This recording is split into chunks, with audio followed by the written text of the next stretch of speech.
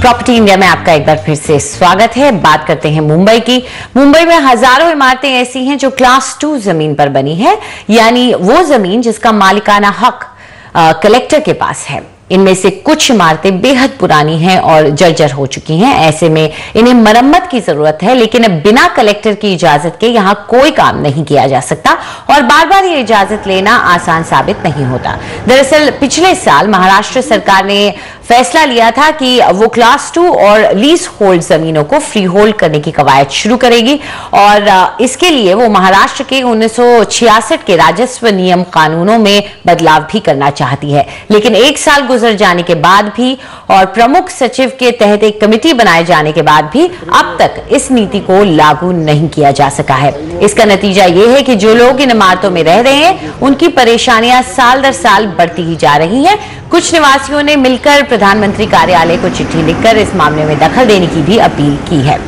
आइए सुनते हैं कि ऐसी इमारतों में रहने वालों को किस तरह की मुश्किलों का सामना करना पड़ रहा है। खुशी चली गई, हमको ऐसा लग रहा है कि वो जो पावर है उनके पास वो छोड़ना नहीं चाहते हैं और शायद रिपोर्ट आ भी गया तो वो अपना हम लोग जैसा चाहते हैं वैसे नहीं आएगा। शायद वो काफ़ी ज़्यादा रेट लगा के यहाँ पे कोई जाएगा भी नहीं, कोई लेगा भी नहीं, ऐसा हमको डर है। हम लोग प्राइम मिनिस्टर को लेटर लिखा है, उसका हमारे पास पहुंच भी आ गई है और वो लोगों ने ये प्रॉब्लम, ये इशू, ये प्रश्न स्टेट गवर्नमेंट के पास भेजा है तुरंत कार्यवाही के लिए।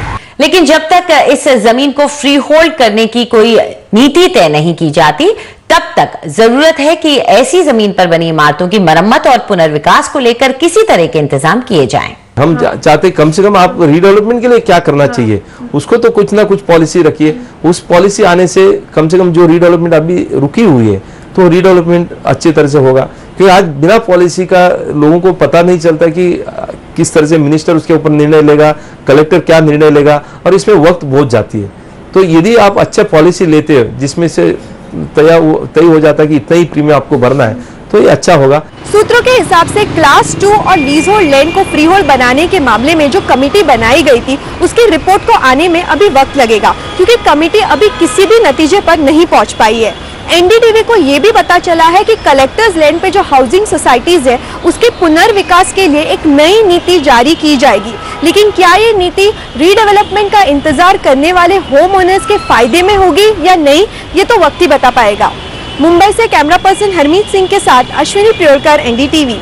चलिए रुक करते हैं हमारे अगले कॉलर का। इस वक्त हमारे साथ फोन लाइन पर जुड़ रहे हैं